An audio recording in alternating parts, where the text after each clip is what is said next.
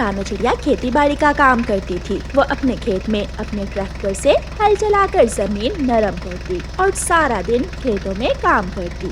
रानू चिड़िया का बेटा कुकू घर से अपनी माँ के पास जा रहा था कि रास्ते में जग्गू कौवा उसे रोक लेता है। कुकू, मुझे भी अपने साथ खेत में ले जाओ, लेकिन पहले वादा करो तुम वहाँ जाकर कोई शरारत नहीं करोगे। वादा, पक्का वादा, मैं आराम से बैठ जाऊंगा।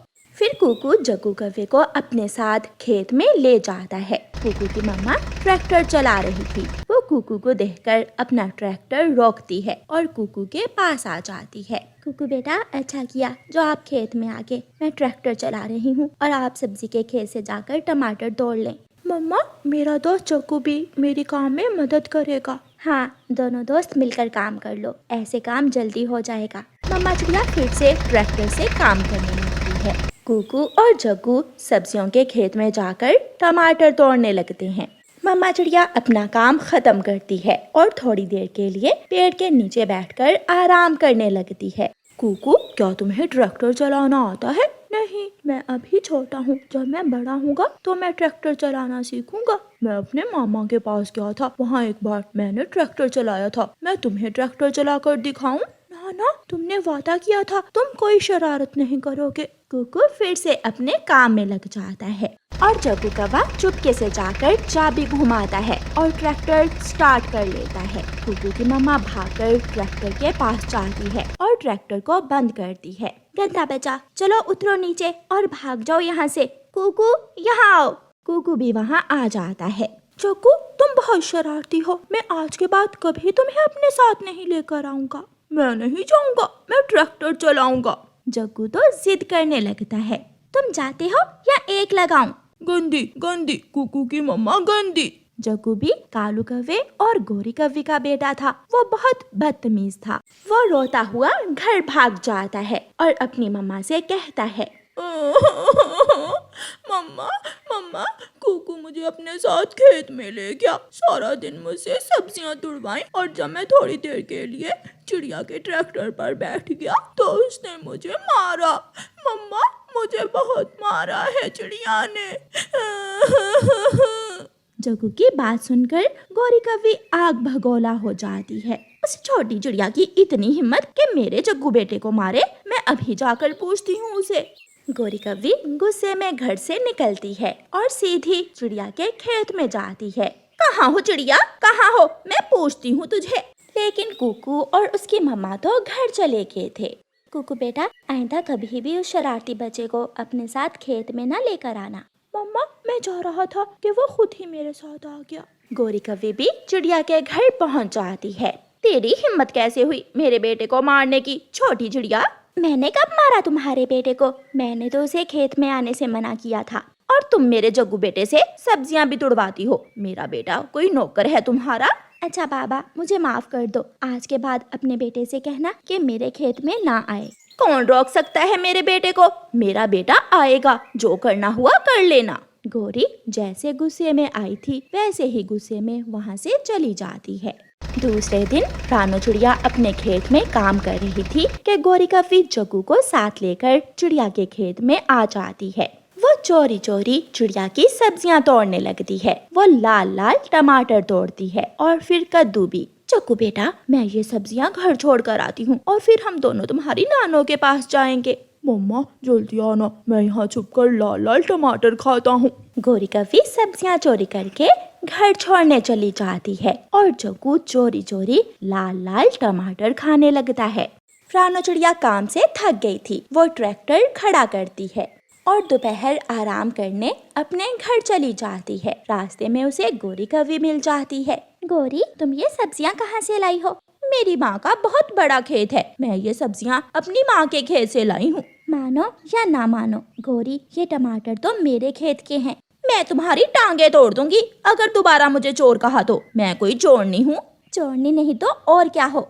ऐसे कहते हुए रानू चिड़िया अपने घर चली जाती है। टमाटर खाते खाते जग्गू का ध्यान चिड़िया के ट्रैक्टर की तरफ जाता है। लगता है चिड़िया आंटी घर चली गई हैं। मैं थोड़ी देर जाकर ट्रैक्टर पर बैठ जाता हूँ। जग्गू कौवा सब्जियों के खेत से निकलकर ट्रैक्टर के पास जाता है और इधर उधर देखकर ट्रैक्टर के ऊपर बैठ जाता है। वो चाबी घुमाता है तो ट्रैक्टर स्टार्ट हो जाता है। मैंने कर लिया, मैंने ट्रैक्टर स्टार्ट कर लिया। जग्गू अचानक एक लीवर आगे की तरफ करता है तो ट्रैक्टर आगे चलने लगता है। वो ट्रैक्टर को रोकने की कोशिश करता है लेकिन नहीं कर पाता। ट्रैक्टर सीधा चलता जाता है। सामने गहरी घाटी थी। ट्रैक्टर सीधा जाकर गहरी घाटी में गिर जाता है और जग्गू कौवे का पंख ट्रैक्टर के नीचे दब जाता है। बचाओ, बचाओ! शोर सुनकर रानो चिड़िया और उसका बेटा जल्दी से वहाँ आते हैं। गोरी कौवी भी चोरी की सब्जियाँ घर छोड़कर आ गई थी। चिड़िया, मेरे बेटे को बचा लो, किसी तरह मेरे बेटे की जान बचा लो।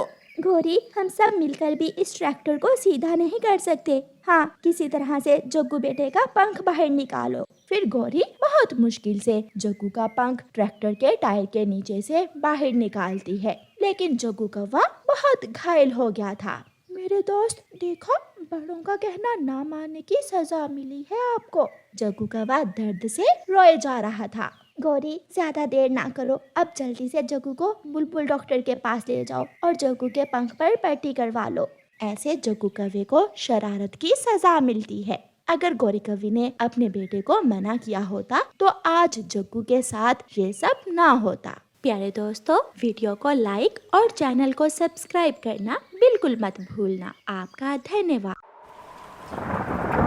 एक माँ से बढ़कर कोई प्यार नहीं दे सकता। रानो चिड़िया तेज बारिश में बहुत डरी हुई बैठी थी। उसे ऐसा लग रहा था कि दूसरे ही लम्हे उसका घर टूटने वाला है। हवा बहुत तेज थी। बारिश और बादलों के गरजने की आवाज ने पूरे जंगल में खौफ फैला रखा था। गर्जने की आवाज आती है और वही होता है को डर था। पेड़ गिरता है और साथ ही रानो चिड़िया का घर भी गिर जाता है। दोनों माँ बेटी बहुत मुश्किल से अपने घर से बाहर निकलती हैं। ये क्या हुआ? हमारा घर तो टूट गया, अब क्या होगा? मम्मा चिड़िया खुद तो बहुत परेशान थी, लेकिन वो अपनी बेटी को तसल्ली देते हुए कहती है, कुछ नहीं होगा मेरी बेटी को, मैं हूँ ना, मम्मा है ना मेरी बेटी के पास। मम्मा चिड़िया अपनी बेटी को अपने पंखों में छुपा लेती है। अब मेरी बेटी को बहादुरी से काम लेना होगा, जैसे आपकी मम्मा हमेशा बहादुरी से हर मुश्किल का सामना करती है। मैं एक बहादुर माँ की बहादुर बेटी हूँ। ये बारिश, ये तेज हवा हमारा कुछ नहीं बिगाड़ सकती। चलो मेरी बेटी, हमें किसी सुरक्षित जगह की तलाश में जाना होगा।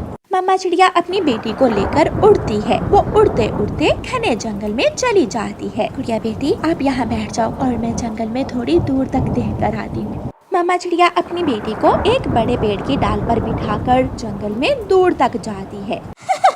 बूढ़ी चील, तेरी भी किस्मत ने तेरा साथ दे ही दिया। आज आसान शिकार, छोटी चिड़िया, और वो भी अकेली बिना माँ बाप के। बूढ़ी चील खुश होती है और गुड़िया को देखकर गुड़िया की तरफ उड़ती है। वो गुड़िया से थोड़ी दूर जाकर बैठ जाती है। गुड़िया पीछे हटती है। दूर दूर रहो मुझसे, दुष्ट चील, मेरी मम्मा आने ही वाली होगी। मैं चील हूँ, अगर तुम्हारी मम्मा आ भी गई तो मुझे देखकर भीगी बिल्ली बन जाएगी। मम्मा चिड़िया भी तेजी से उड़ती हुई वहाँ आती है। अभी मेरी बेटी की माँ जिंदा है, दूर हो जाओ मेरी बेटी से। अच्छा, देखती हूँ एक माँ में कितना दम है। गुड़िया, आप यहाँ से चली जाओ मेरी बेटी, आपको मेरी कसम, यहाँ से चली जाओ। गुड़िया एक नजर चील को देखती और एक नजर अपनी माँ की तरफ, और फिर गुड़िया वहाँ से उड़कर दूसरे पेड़ पर जाकर बैठ जाती है। चील और मम्मा चिड़िया में लड़ाई शुरू हो जाती है। लड़ते लड़ते दोनों चील और मम्मा चिड़िया पेड़ से नीचे गिरती हैं और एक कीलदार जड़ की नोक सीधी चील के पेट में घुस जाती है और वो चील वहीं मर जाती है। गुड़िया भी उड़कर अपनी मम्मा के पास आ जाती है और अपनी मम्मा के गले लगकर रोने लग जाती है। आप मुझसे इतना प्यार करती है मम्मा, सच में एक माँ से बढ़कर कोई प्यार नहीं दे सकता। मैं आपको इससे भी ज्यादा प्यार करती हूँ जितना आपने देखा। चलो मेरी बेटी, जंगल के बाहर एक मकई का खेत है और वहाँ एक खाली घोंसला भी है, हम वहाँ जाकर छुप जाती हैं। मम्मा चिड़िया अपनी बेटी को साथ लेकर जंगल के बाहरी हिस्से की तरफ उड़ती है। मकई का खेत बहुत बड़ा था। बारिश और हवा से मकई के पौधे झूम मम्मा चिड़िया अपनी बेटी को साथ लेकर मकई के खेत के दरमियान में एक खाली घोंसले में जाकर बैठ जाती है। मम्मा जीवन कितना मुश्किल है। हाँ मेरी बेटी, कभी दुख कभी सुख, कभी खुशी और कभी गम, ये जीवन का हिस्सा है। रात हो जाती है। सारी रात माँ चिड़िया अपनी बेटी को अपने पंखों में छुपाकर बारिश से बचाती है। गुड़िया सोई हुई थी क्योंकि उसे अपनी माँ के गर्म पंखों की गरमाइश मिल रही थी। आधी रात के बाद जाकर बारिश रुक जाती है, लेकिन माँ चिड़िया जहाँ थी वहाँ से हिली तक न थी, क्योंकि ठंड और चील से लड़ाई ने माँ चिड़िया की जान ले ली थी। वो अपनी बेटी से आखिरी बात किए बिना ही मर गई थी। सुबह की तेज रोशनी गुड़िया की आंखों में पड़ती है। हर तरफ शांति थी और पक्षियों की बोलियां और दूर से इंसानों की बस्ती में बच्चों के खेलने की आवाज गुड़िया गौर गौर से पूरे कान खोलकर सुन रही थी। आखिर बारिश रुक गई। मम्मा मम्मा, मुझे मालूम है आप पूरी रात सोई नहीं है। अब आप सो जाएं और मैं आपके पास बैठकर आपको देखती हूँ। गुड़िया जैसे ही अपनी मम्मा के पंखों से बाहर निकलती है, मम्मा चिड़िया घोंसले में एक तरफ गिर जाती है। मम्मा मम्मा उठे। मम्मा आपको क्या हुआ है? उठे मम्मा, मुझसे बात करें। लेकिन गुड़िया बेचारी ये नहीं जानती थी कि उसकी माँ तो मर गई है। मम्मा आप उठ भी जाए, मुझसे दो बातें करके दोबारा सो जाना। गुड़िया छोटी थी, उसे ये नहीं मालूम था कि कोई मरने के बाद कैसे बात कर सकता है। वो घबराई हुई डरी हुई वहाँ से उठती है और थोड़ी दूर पेड़ पर बैठे हुए कौवे के पास जाती है। कौवे कौवे अंकल, मेरी मम्मा मुझसे बात नहीं कर रही है। आंखें बंद है, मेरे साथ है, मेरी मम्मा को देखे। मेरी मम्मा को क्या हुआ है? कहाँ है आपकी मम्मा बेटी? वो सामने मकई के खेत में। वो कौवा गुड़िया के साथ आ जाता है। चुप कर जाओ बेटी, आपकी मम्मा मर गई हैं। मर गई है? क्या अब मेरी मम्मा कभी बात नहीं करेंगी? नहीं, आपकी मम्मा अब इस जंगल में नहीं रही। आप मेरे साथ चलें, मैं आपको आपके घर छोड़ देता हूँ। गुड़िया की आंखों से आंसू बह रहे थे। वो खुद को मजबूत बनाने के लिए रो भी नहीं रही थी और किसी मूर्ति की तरह बैठी थी। घर तो टूट गया, चील ने मम्मा को घायल कर दिया और रात की ठंडी हवा ने मेरी मम्मा की जान ले ली। कुछ भी नहीं बचा, कुछ भी तो नहीं बचा मेरे पास।